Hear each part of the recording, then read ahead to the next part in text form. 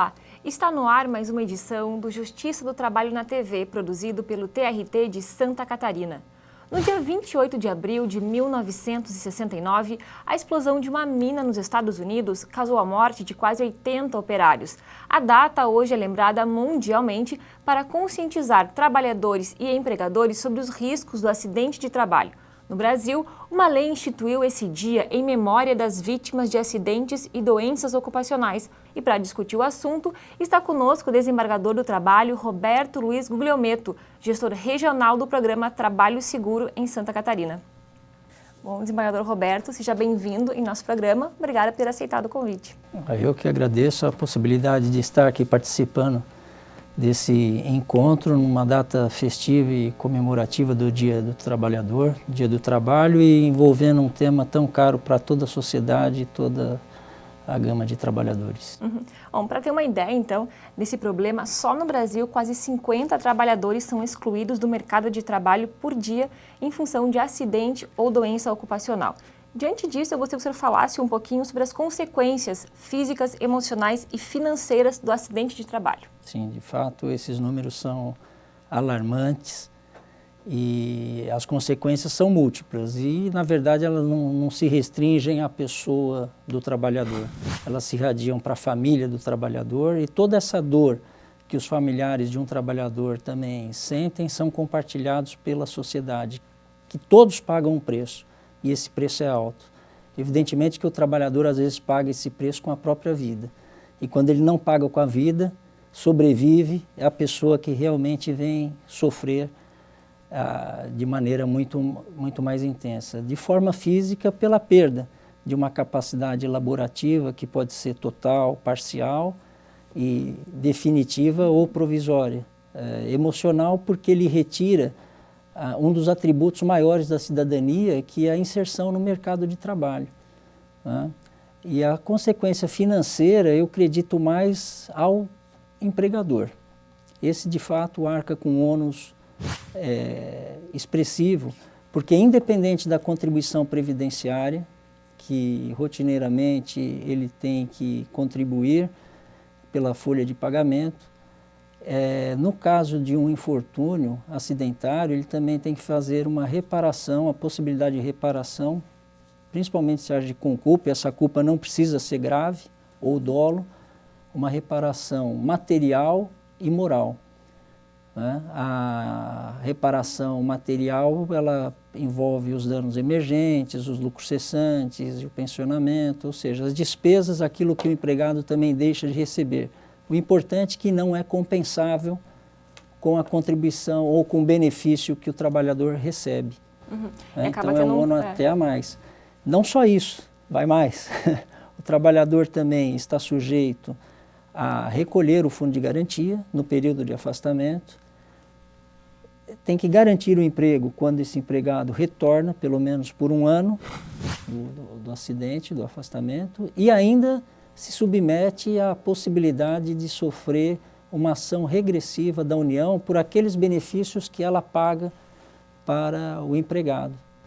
Então, o ônus é expressivo e tem que ser dessa forma mesmo, né? Sim, a Previdência também, né? O país acaba também tendo um custo, né? Justamente. Não só o empregador. E a Previdência tem, né, a União, no caso, tem atuado nesse sentido, em alguns casos mais extremos, principalmente aqueles de óbito, que envolve pensionamento.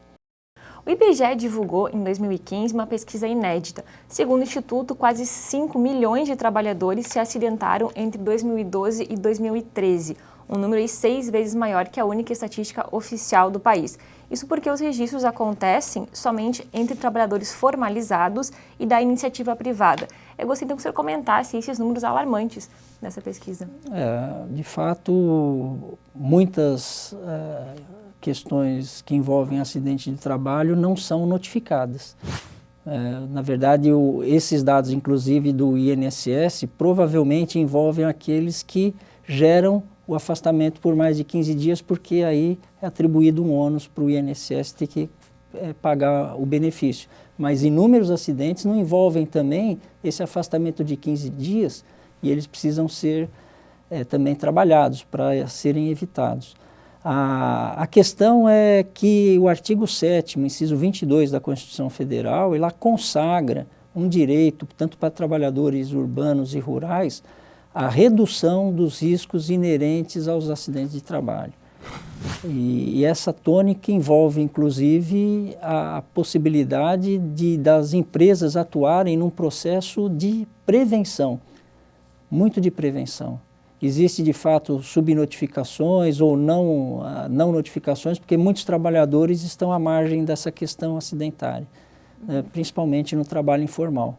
Sim. Apesar de que, no Brasil, de 2003 a 2014, houve uma expansão significativa no grupo de trabalhadores formais. Uhum. E tem ainda os acidentes que acontecem no setor público, também não são contabilizados. Não são contabilizados. Uhum. Bom, quanto ao uso de equipamentos de proteção individual, é comum ouvir queixas de ambas as partes. Os empregadores afirmam haver uma certa resistência por parte dos trabalhadores, e estes reclamam que os EPIs reduzem a produtividade cobrada pelos empresários. Como equalizar essa questão?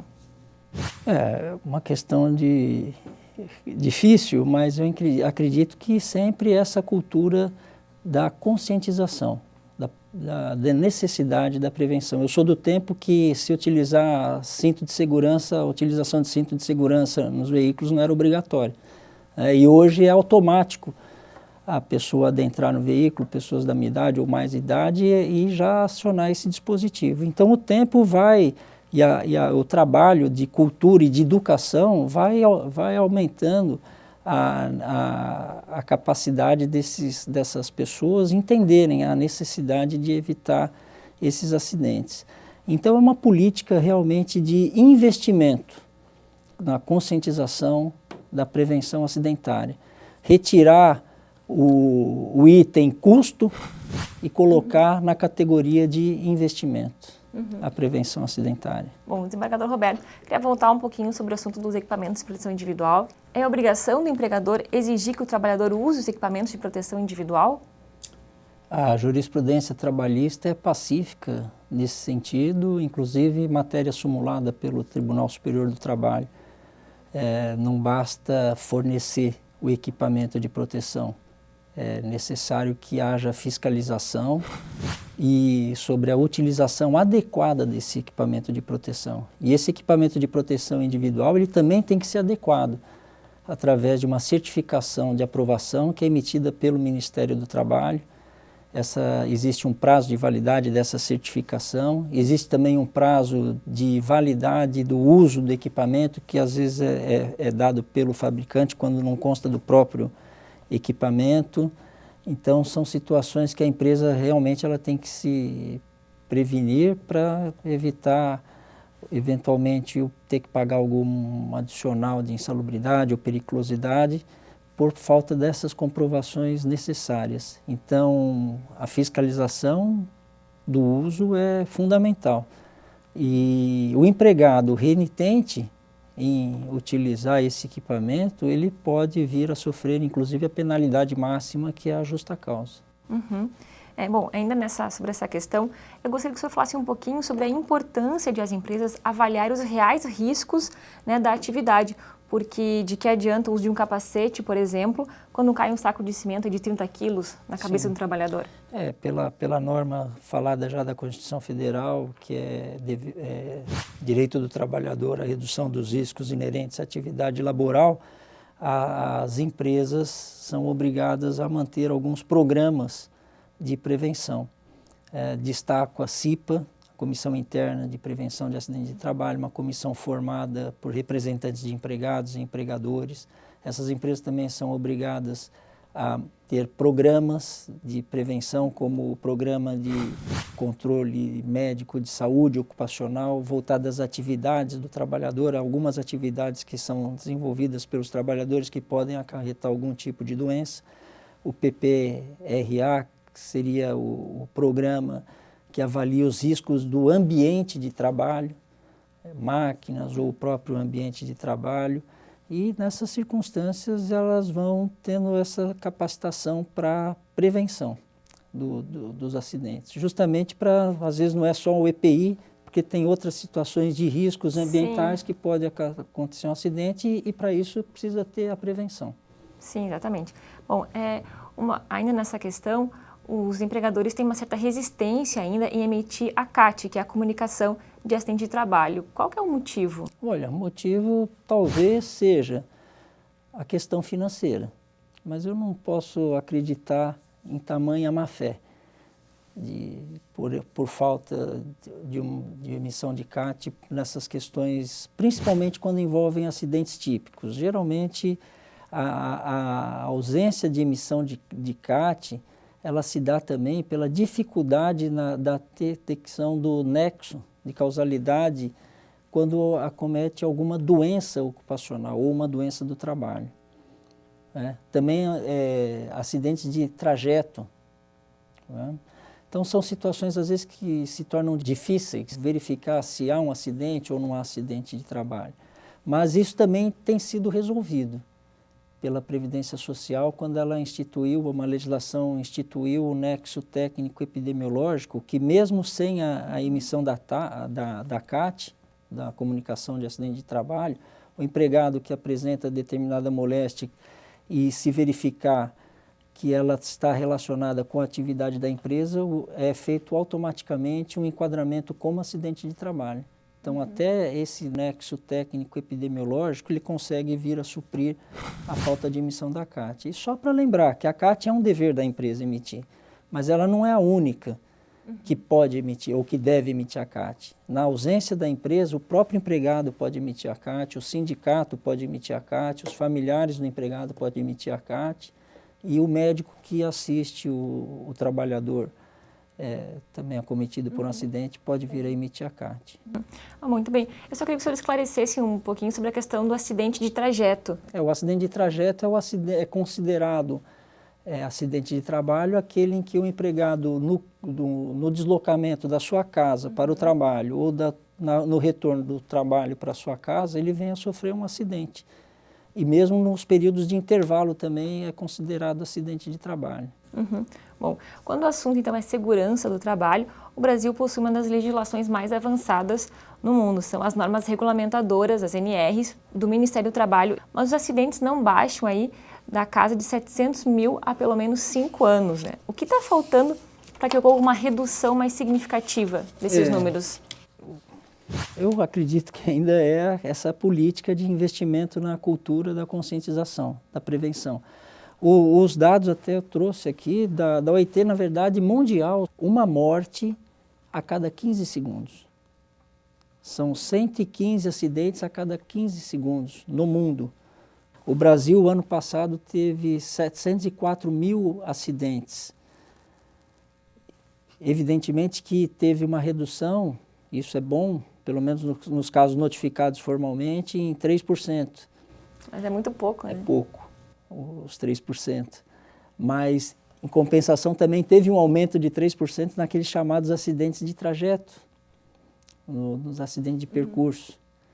Então, a questão é a prevenção mesmo, a prevenção, e isso é uma conscientização que deve vir já desde na família, nas escolas, em todas essas possibilidades de conscientizar, de educar a sociedade.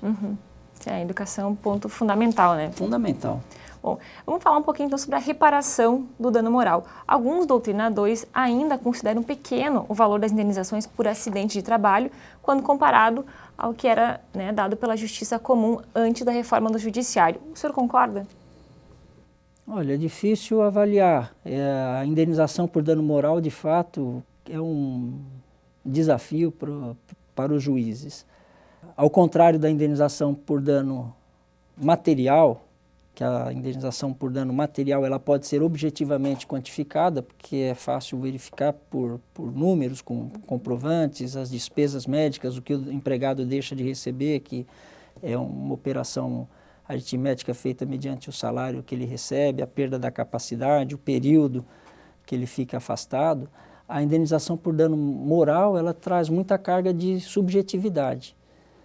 E essa carga de subjetividade, ela pode, de fato, contaminar. Às vezes pode ser muito expressiva e às vezes ela pode ser insignificante. Então precisa ter critérios. Alguns critérios devem nortear essa fixação da indenização por dano moral.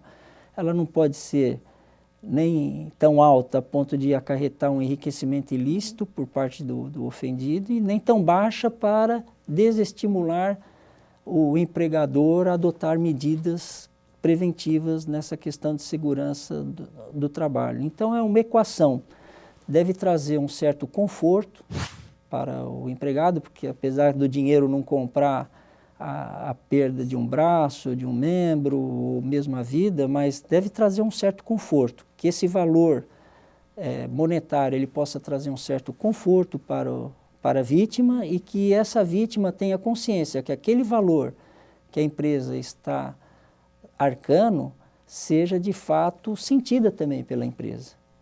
E a empresa, por seu lado, tenha uma forma de punição pedagógica para não repetir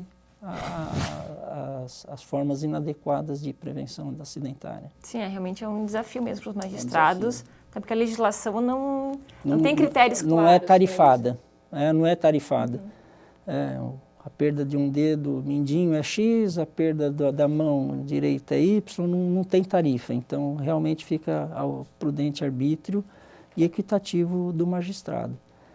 Mas eu acredito que, lógico, as situações vão se amoldando, se conformando, então é possível aí chegar num bom denominador. Bom, desembargador Roberto, o senhor assumiu a gestão do programa recentemente. Já é possível perceber algum resultado nesses 5 anos desde que o programa está instituído em âmbito nacional?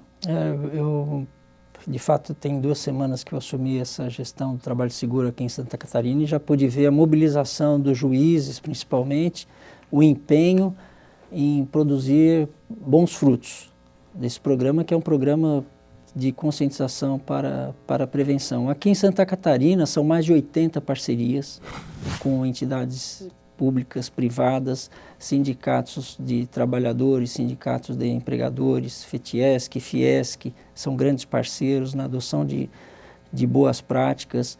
E em Itajaí nós tivemos também já um trabalho, inclusive também no estado aqui de Santa Catarina, a possibilidade de ser introduzido por participação de magistrados uma legislação que só capacita as empresas habilitadas em processo licitatório perante esses entes públicos, se estiverem com um curso de segurança e medicina do trabalho. Então é um item também favorável para essa política de prevenção. Em Itajaí também, a exemplo de Itajaí, nós temos um dia nacional, comemorativo do dia 28 de abril, mas dedicado a trabalho nas escolas, no ensino fundamental, para conscientizar as crianças dessa importância também preventiva acidentária, essa política preventiva acidentária. A educação começa desde cedo, desde né? cedo. E a escola é um grande aliado. Bom, para 2016, o tema que será abordado pelo programa Trabalho Seguro serão os afastamentos por transtornos mentais. O senhor já deve ter enfrentado essa questão diversas vezes nos processos que analisou. Como o senhor vê essa problemática? É um problema, não deixa de ser, porque é uma área pouco assim estudada em termos na questão do judiciário trabalhista. Os juízes têm uma certa dificuldade, os médicos também têm uma certa dificuldade e a própria questão da causa ou concausa desses transtornos mentais relacionados ao trabalho, ela ainda é conflituosa. Evidentemente que esse tema é extremamente relevante porque houve um incremento na concessão de benefícios acidentários de 2003 a 2014, na ordem de quase 2.000%. A Previdência considera relação trabalho alguns transtornos mentais. E esse é um índice preocupante. Então, veio em boa hora, foi definida a semana passada, mais ou menos no meio do mês de abril, essa política para o biênio 2016-2017. O tema, de fato, é relevante e, lógico que vão ser aprofundados os estudos, vamos trazer especialistas para falar sobre a matéria, debates, fóruns, seminários, congressos e, com certeza, ao final desse biênio, nós vamos ter uma visão melhor sobre essa problemática e, evidentemente, poder equacionar nessa política preventiva. Uhum. Muito bem, que eu acho que uma das principais dificuldades nessa questão é realmente relacionar o transtorno psíquico ao trabalho, né? É verdade. Essa é a grande dificuldade, porque se é com causa, se é causa, né, essa é uma questão médica e de especialista. Uhum. Bom, o programa Trabalho Seguro, ele acaba tirando o juiz da tradicional postura de julgador e faz com que o magistrado comece a interagir com a sociedade para buscar alternativas de prevenção ao acidente de trabalho. Como o senhor vê esse novo papel dos juízes? Olha, eu vejo alguns colegas criticarem que não é papel do judiciário atuar nessa questão preventiva, porque retira de fato todo o seu canal, que é atuar nas consequências na entrega da prestação jurisdicional, uma situação já consolidada. Mas o médico italiano, em 1700, ele escreveu as doenças dos trabalhadores. E é atribuído a ele a frase que é melhor prevenir do que curar. E é essa a tônica do programa do Trabalho Seguro. É um trabalho de doação da magistratura. É de fato um trabalho, um serviço aí público voluntário da magistratura. E eu vejo assim com muita satisfação o empenho de vários gestores nacionais